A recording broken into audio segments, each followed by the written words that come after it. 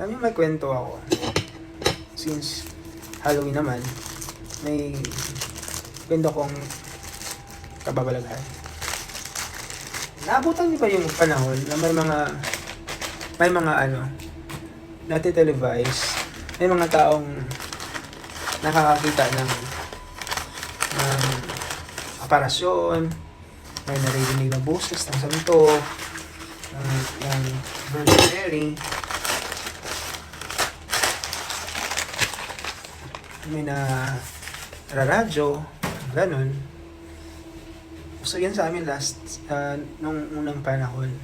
Wala na yatang natitelevise ng ganung mga pangyayari. Pero alam nyo ba,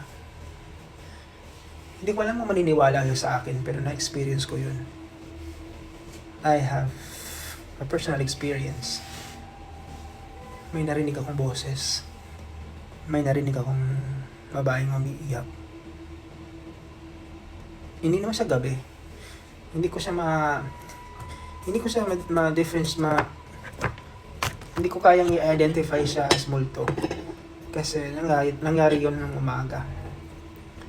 I believe, third year high school or second year high school at that time. Wala pang internet, wala pa ring cellphone. I don't know kung meron na ba, pero yun. Nangyari siya ng Sunday. Umiigib ako or naliligo yata ako sa isang balon na malayo sa bahay namin. Yung una kong rinig sa boses ay para naman siyang baka lang. Para siyang bakang umuunga. So, hindi ko naman siya pinansin kasi malayo din ang boses. Kinabukasan, nang papunta na ako ng school, habang lumalayo ako sa bahay, unti-unting lumalakas yung boses. Hindi siya nagsasalita pero umiiyak. Tunog babae. Ano ba yung iyak na parang dalang hangin, parang may microphone, parang ang lakas-lakas ng bass. Ganito.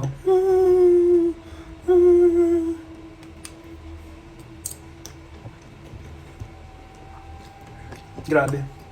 Hanggang sa kumabot ako sa isang bahay, kapitbahay namin. Meron silang punong mangga. At alam kong doon talagang sindro ng boses. Nang iyak. Umaga yun, no? Pero hindi ako tumingala. Hindi ko siya pinansin. Hindi ko siya kinausap. Ninampasan ko lang yung mangga.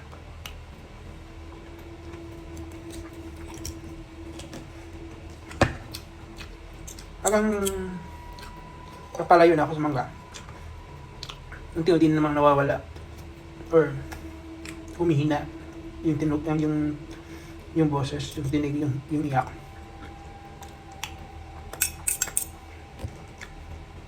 Naalala ko pa, may isa pong kasama sa may unahan.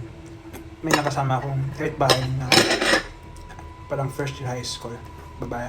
I asked her kung narinig ba niya yung naririnig kong umiiyak na babae. Pero wala.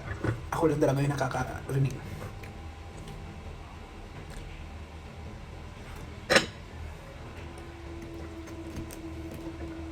Isang araw lang yun. Kinabukasan wala. Pero a year after, hindi ko na naman siya narinig. Gabi naman yun. Yun. Hindi lang ako yung nakarinig. Pati ang mama ko. Pero sabi ng mama, huwag mo lang pansinin. Baka may video okay lang. Pero yung what if ko lang, kung ano kaya nangyari sa akin kung pinansin ko yun. Kung tumingala ako sa mangga, kung may nakita ako sa taas, o ano yung magiging response ko, o ano yung mangyayari sa buhay ko, pati na yung lugar namin.